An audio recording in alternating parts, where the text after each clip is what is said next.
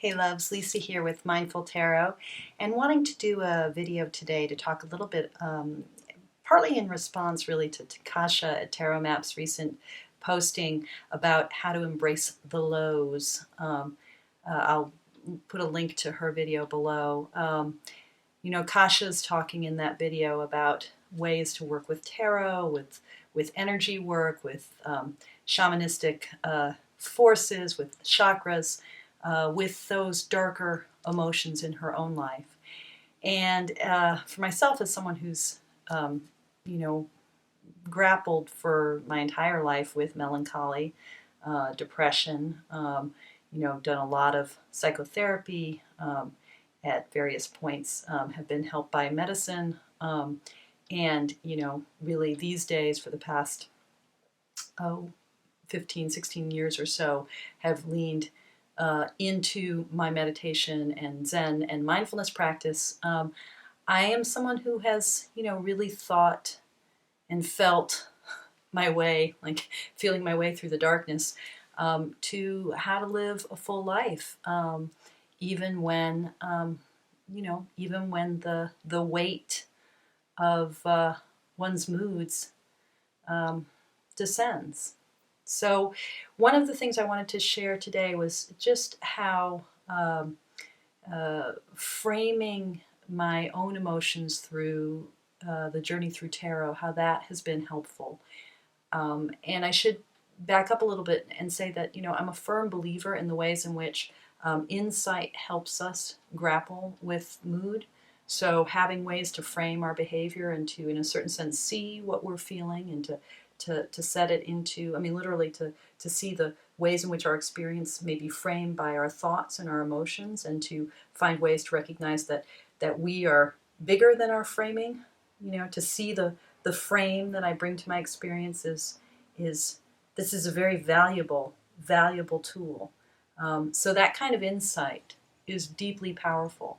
And tarot helps with that. And at the same time, I just want to acknowledge that in my own journey, the capacity to see the frame does mean that certain habitual ways of being in the world lose a little bit of their force. But it isn't magic. I can't think my way out of sadness. I remember hearing from a friend that a therapist had said, "Oh, just adopt an attitude of gratitude." Now, if a therapist ever said that to me, no offense if that's a phrase that works for you, but for me, I would be like, I'd want to slug that person. Adopt an attitude of gratitude. And it's like, count your blessings. It could always be worse. Trying to reframe our thoughts as a way to kind of push away the darkness, that's not so helpful.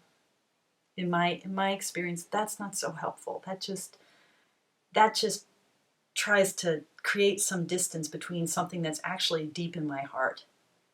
And yet, I've found that my capacity to frame my experience, to see what I bring to the world, there is something that lightens that lift for me.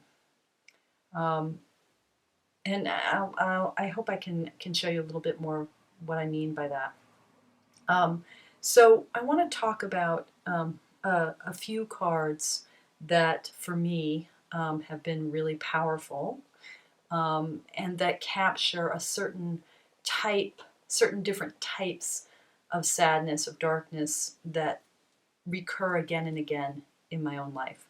So the first of these, and it was actually my card of the month for June, and boy, did I live it.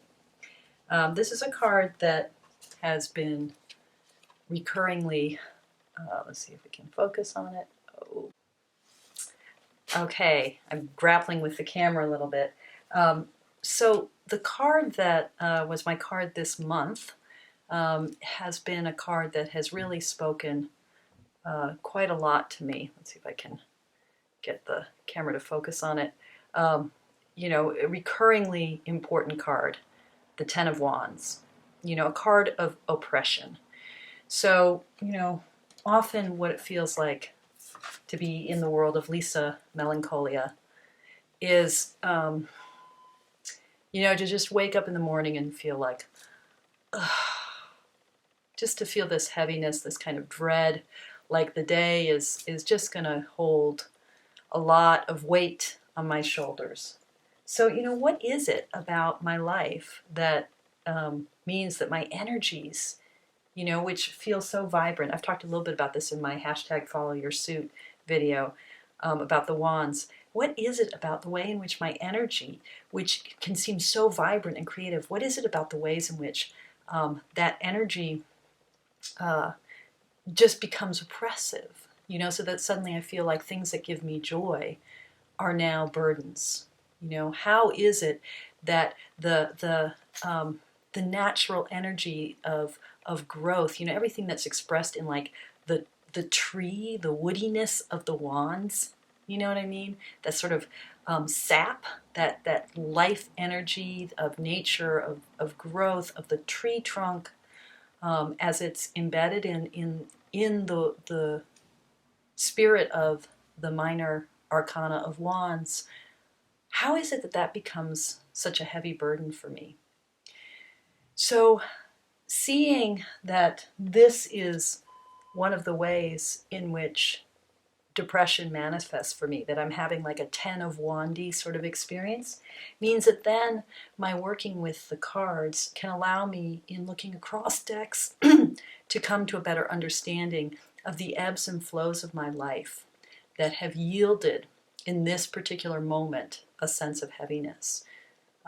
So this isn't quite the same as me saying, I understand that my depression is this sense of heaviness. Now that I understand it, let me feel happy. More in this working with the cards, what I find myself doing is seeing the ways in which the heaviness that articulates itself as this kind of 10 of wands moment, that exists, I should say, as part of a sequence and a cycle. And then when I look at that card in other decks, the Wild Unknown is really, really helpful for me in this work. I see the ways in which this 10 of wands relates to the sure-footedness and the anchored groundedness of the Emperor. But then I also see how that stability of the Emperor is tied to a vulnerability that lends itself to tower moments, to this, uprightness, this rootedness of structure, of growth, that then means, the world can be destroyed in a moment. There's a kind of vulnerability in this effort to embody strength. Does that make any sense? So understanding the way in which this feeling doesn't come out of nowhere, but comes out of all of my capacity for strength and structure. And actually the Emperor is my soul card, my birth card. Helps me see how the darkness of oppression is tied to, this desire to reach for the sun. You know what I mean? So I start to see the ways in which, especially as I work across decks and I understand how this moment ties into, culminates even in the story of the wands, ties into and even culminates a kind of process that's about energy and growth. I find a way to see how my life is framed that is more expansive and capacious. There's another set of tarot cards that I associate with my depression. So there's that wand energy, but then there's also very much the energy of the swords. Very different path. So for me, the swords are really about this effort to understand my world, to shape my world, to discriminate among events, experiences, thoughts, and that capacity to judge. And through judging the world, to improve things, to grow, to better myself, to find the right path.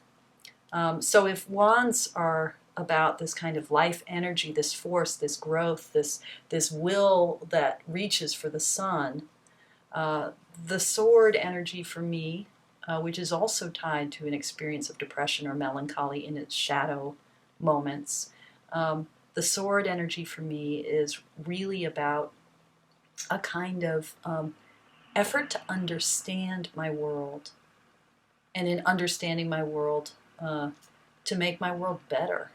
So it's all about discrimination, justice, judgment, right? And, it all starts, like the painfulness of the Suit of Swords starts with the kind of impasse of choice, of opposition, of not knowing, but having to choose, because we never really, really know definitively whether one path is right and one is wrong. So that kind of sense of diving into the darkness. What I love about thinking about this, the journey of the swords through the wild unknown, and again, the wild unknown is like this incredibly healing deck for me, because the tightness of its imagery around nature, around the animal world, the small numbers of elements that it works with, helps me kind of unpack some of the just some of the stuff around my own emotional states. So, looking at this Two of Swords in the wild unknown and seeing the ways in which, there's a kind of resonance here of this reaching for the sun, which also, is kind of like an eclipsing of the sun, right? I mean, when I try to reach for the very fire of life and the source of meaning, it's really easy in the process to become blind and to not really see the answers, because I'm so desperate to find answers. And so, seeing how the Two of Swords is trying to grab onto the sun, trying to make sense of the whole shebang, of all meaning of life, So when I'm feeling this kind of Two of Swords moment of impasse, of indecision, of there's no way out, it's like, well, what is my sun here? And is there any way that I can kind of open that X, open up that X, like just open. There's this really, really simple and powerful meditative exercise that I use all the time, and the way to remember it, it's really simple. I didn't invent it. It's been around for a while. It's through the acronym STOP. So STOP stands for, the first S in STOP is stop. So wherever you are, you notice that you're like having a Two of Swords moment. So stop. Okay, notice it. Take a breath. Just literally taking a breath. So that's the T in stop. Stop, take a breath. And the O stands for either open or observe. So you can think, okay, well now observe, notice what you're feeling in your body, in your heart, what thoughts are floating through your brain. But I like to think of the O as open. So stop, and then, I'm having this Two of Wands moment. I'm feeling blocked and at an impasse and stuck and blind and kind of like, the ocean of life is behind me, the surf is surging, and I'm just right on the shore, right on the brinks, unable to move forward. So stop, take a breath. And then I like the O to mean open. Like noticing in that moment what's tight, literally tight in my body. So maybe my jaw is clenched, maybe my stomach is in a knot. Maybe I'm even holding my breath, because sometimes we hold our breath in moments of tension and stress or panic. So stop, take a breath, open. And then the P is proceed. Like I don't have to fix anything. I don't have to change anything. I don't have to find an answer now. I can just go about my way. But by practicing stop, Stop, take a breath, open, proceed. It's like I've hit a pause button, boom, in the middle of my life. Just a little bit of a beat, a little bit of a moment, a little gap in which I just consciously expand into this present moment experience. So, I'm feeling a Two of Swords impasse kind of moment. I'm feeling stuck. Stop, take a breath, open, proceed. And maybe in opening and proceeding, that sun, which is in shadow here, in eclipse, as I try to pincer it, maybe that light can now be liberated and expanded. The other two cards in the Suit of Swords that I find for me are, well, actually three cards.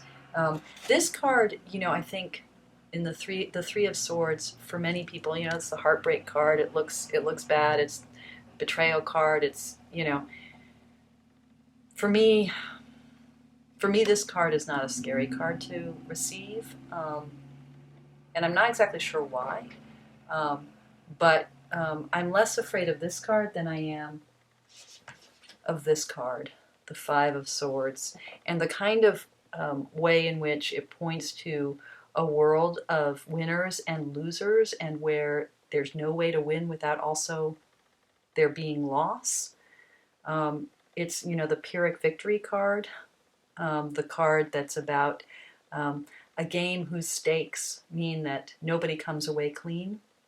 This card is very painful for me because I think I really resonate with that sense that my actions have very lasting consequences, and that's often one of the reasons that I feel very Two of Swordsy. Like, how do I move forward? That sense of accountability and responsibility, and how that makes me feel divided from my world and divided from those with whom I would like to connect. I came to understand the Five of Swords a lot more fully through The Wild Unknown.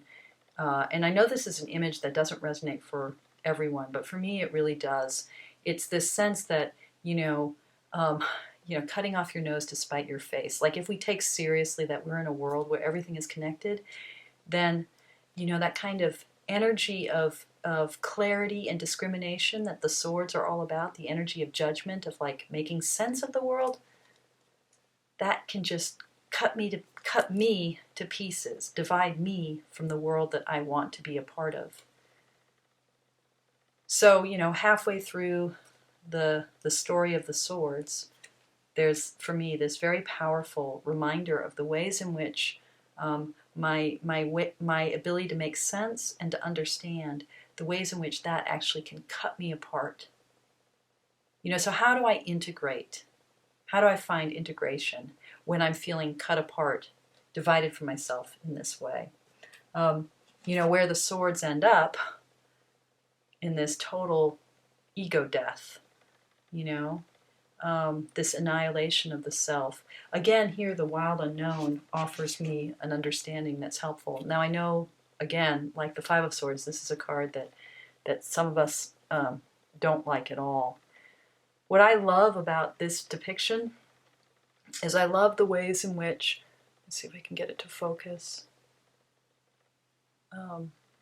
the ways in which the final sword going through the eyes of the stag here reminds us how a kind of blinding isn't necessarily a bad thing. That the blinding of self might actually be the thing that finally frees us, allows us to let go of what we think we know or what we think we need to know. So, again, if part of what's going on for me in my sadness is what the swords are about, they're about, what's going on is about my effort to grab the sun, to understand, to see, to get to the source of meaning.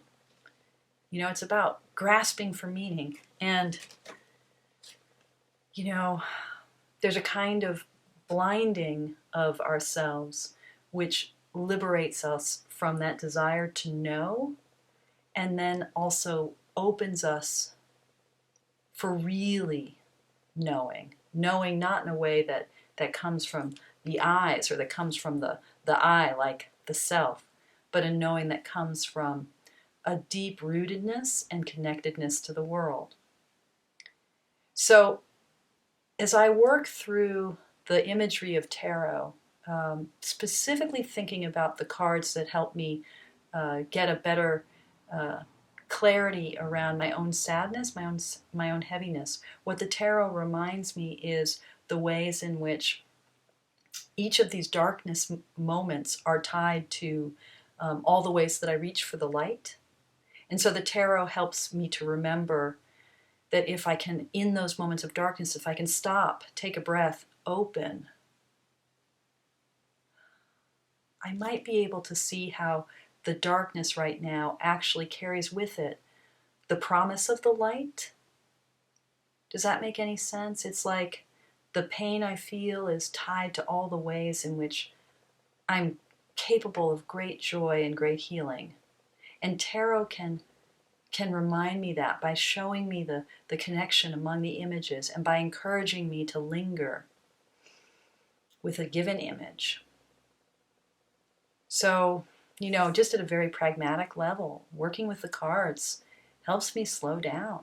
It helps me stop, take a breath, open, proceed. It helps me have more compassion for my own heaviness and to see the ways in which my sadness and melancholy are not flaws or errors or mistakes, the ways in which those darker experiences are tied to my reaching to the light. Now, on a day when I feel heavy, I can't just force myself to feel light, but I can remind myself of the lightness that's right there, right there, right there at the heart of my struggles. In fact, maybe even defining my struggles. Okay, I'll stop here. I don't know if this has made sense, but I just want to, reach out in this spirit. Um, you know, Sadness, depression, melancholy, heaviness. These are no jokes, and I'm eager to hear from others how your journey has encompassed your work with the darker emotions. And I'm grateful to Kasha for starting this particular thread to talk about how we might embrace the lows. Okay, much love to you all. Bye-bye.